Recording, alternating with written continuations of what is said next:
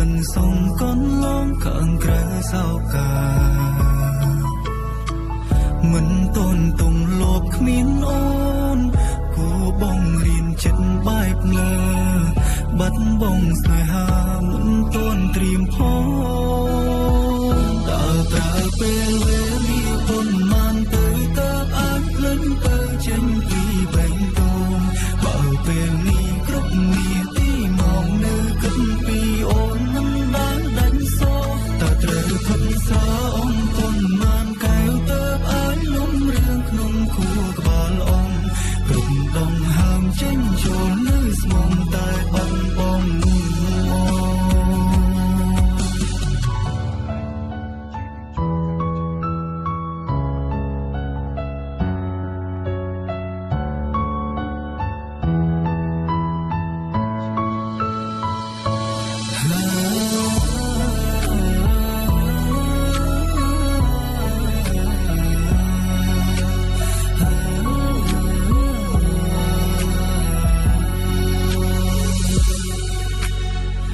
mình trong tổ tùl cá bứt rung cá bứt bóng miên ồn nung xô bên sông con lông khẳng krơ sao cả mình tôn tung lộc miên ồn cô bông riêng chất bài ngờ bắt bông sài hà mình tôn tìm phố ta ta về đi con mang tới tớp ánh lên bờ trên kỳ bệnh đồn bảo về ni group ni tí mong nơi cất pi ôn mình đã đánh số ta trời thật xa ông con man cài tớp ánh lúng riêng nông khu bà long group đồng hàng trên chốn nơi mong tai băng bong con man tới tớp ánh lên bờ trên vì bệnh đồn bảo về ni group ni tí mong nơi cất pi ôn mình đã đánh số ta trời thật xa ông con man cài tớp ánh lúng riêng nông khu bà long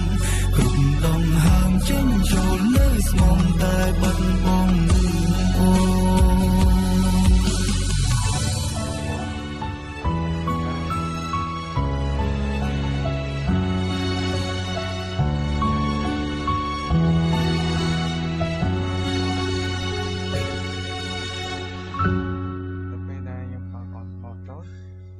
Storage ហ្នឹងវានឹង store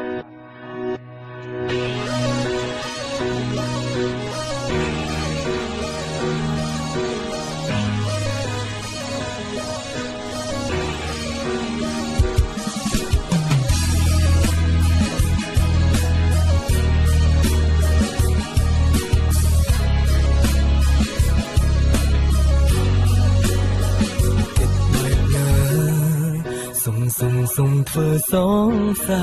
គ្មានអារម្មណ៍ស្នេហាគុំយករឿងហ្នឹងមកលេងសាច់អីយើងក៏មិនបានស្គាល់គ្នាហើយគុំមកយំយែកអី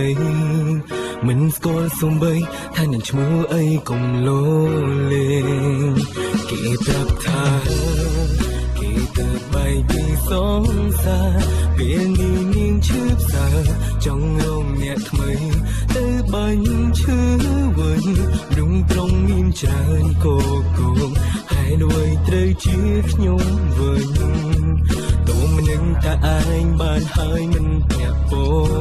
ងមិនមែនជាស្នេហាទេមិនបានស្រឡាញ់គេទេជួយប្រាប់ខ្ញុំផងអារម្មណ៍នេះមិនមែនស្នេហាមិនបានដឹងបែងនងអូនយ៉ាងណាឬក្នុងចិត្តមានអ្នកណាដឹងត្រឹមពេលនេះបែងដងចិនដល់ស្រួលតាមបែងដងលំនិយាយប្រាប់អូនមិនថាថ្ងៃនេះឬថ្ងៃណាហើយនេះជា user data ដែលខ្ញុំបាន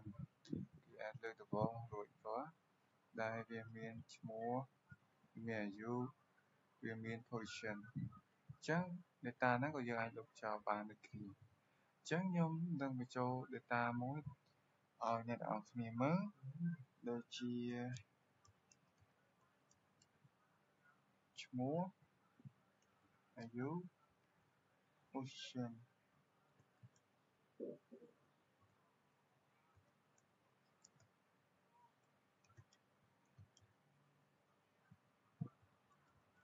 ចឹងខ្ញុំចូលហើយ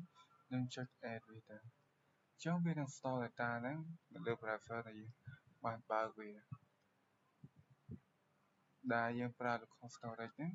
គឺ store data នៅលើ browser ណាដែលយើងបានបើកវាអញ្ចឹង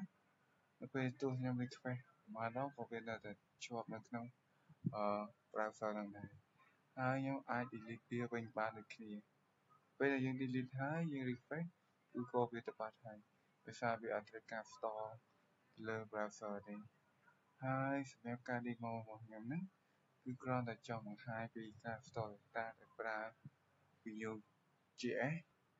ដែលប្រើ store data មួយចំនួនដែល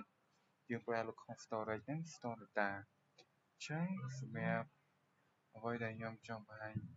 អ្នកនរគ្នាមានតែប៉ុណ្្នឹងទេសូមអរគុណ